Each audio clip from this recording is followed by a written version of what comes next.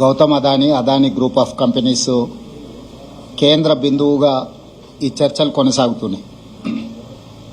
ఈ చర్చల సందర్భంగా అప్పుడప్పుడు, ముఖ్యంగా మొన్న మహారాష్ట్ర ఎన్నికల సందర్భంగా పాత్రికేయ మిత్రులు శ్రీ రాహుల్ గాంధీ గారి పత్రికా సమావేశంలో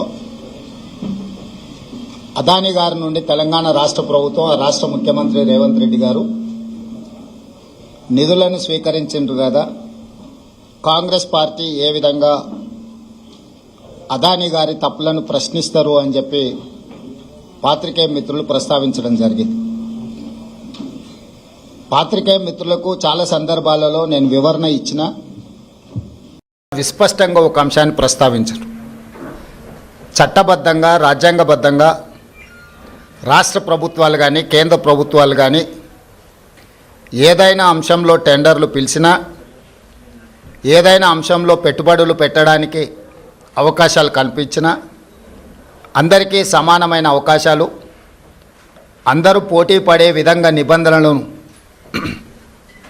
తయారు చేసి నిబంధనల మేరకు టెండర్లను నిర్వహించి అందులో ఎవరు ఆ టెండర్లలో రాణిస్తే వాళ్లకు కాంట్రాక్టులు ఇవ్వడం కానీ, లేదా ఏదైనా పనులను కేటాయించడం కానీ,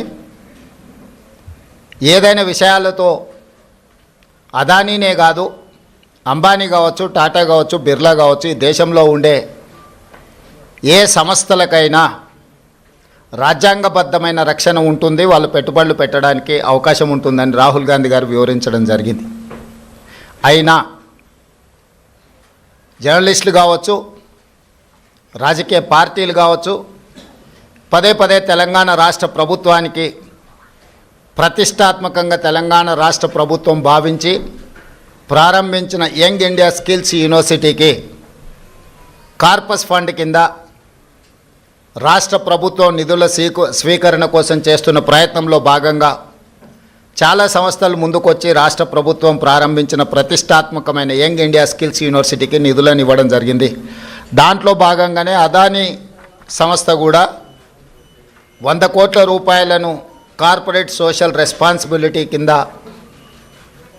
తెలంగాణ రాష్ట్ర ప్రభుత్వం ప్రారంభించిన యంగ్ ఇండియా స్కిల్స్ యూనివర్సిటీకి ఇస్తాము అని చెప్పి ఆమోద లేఖ ఇవ్వడం జరిగింది. ఈ అంశాన్ని ప్రస్తావించడం ద్వారా అదేదో అదానీ గ్రూప్ తెలంగాణ రాష్ట్ర ప్రభుత్వానికో ముఖ్యమంత్రి గారికో అప్పనంగా 100 కోట్ల రూపాయలు ఇచ్చినట్టుగా అనవసరమైన చర్చలకు, రాద్ధాంతానికి తావిస్తున్నది. వాస్తవంగా ఇన్కమ్ ట్యాక్స్ క్లియరెన్స్ లేకపోవడం వల్ల ఇన్కమ్ ట్యాక్స్ నుంచి మినహాయింపు తీసుకోవడానికి రాష్ట్ర ప్రభుత్వం చేస్తున్న ప్రయత్నము నిన్న మొన్ననే 80B కింద రాష్ట్ర ప్రభుత్వానికి యంగ్ ఇండియా స్కిల్స్ యూనివర్సిటీకి అనుమతి ఇవ్వడం జరిగింది.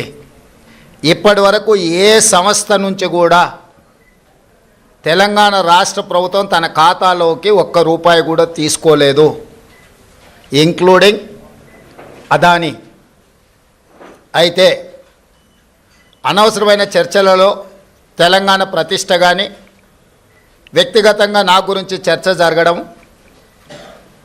మా మంత్రివర్గ సహచరులకు నాకు ఎలాంటి సుతారము ఇష్టం లేదు.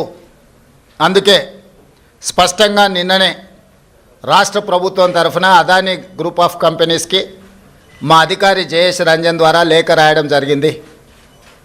జరుగుతున్న వివాదాలు, ఆరోపణలు, రకరకాల పరిస్థితుల వల్ల తెలంగాణ రాష్ట్ర ప్రభుత్వం మీరు ముందుకు వచ్చి ఉదారంగా తెలంగాణ యంగ్ ఇండియా స్కిల్స్ యూనివర్సిటీకి ఇస్తాన్న 100 కోట్ల రూపాయలను తెలంగాణ రాష్ట్ర ప్రభుత్వము స్వీకరించడానికి సిద్ధంగా లేదు.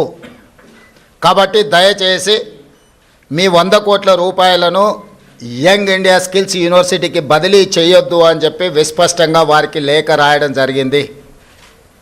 ఈ పత్రికా సమావేశం ద్వారా పక్క రాష్ట్రాలు, పక్క దేశాలలో అదానీ గ్రూప్ ఆఫ్ కంపెనీస్ మీద జరుగుతున్న వివాదానికి తెలంగాణ రాష్ట్ర ప్రభుత్వానికి ఎలాంటి సంబంధం లేదు.